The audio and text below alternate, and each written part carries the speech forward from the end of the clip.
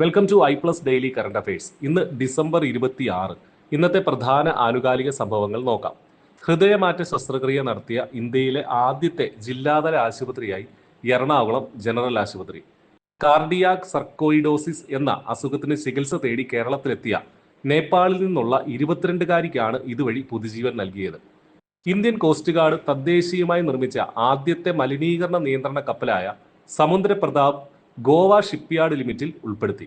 ഈ കപ്പൽ നൂതന തദ്ദേശീയ സംവിധാനങ്ങൾ ഉപയോഗിച്ച് സമുദ്ര മലിനീകരണ പ്രതികരണം, സമുദ്ര സുരക്ഷ തുടങ്ങിയവയാണ് ചെയ്യുന്നത്.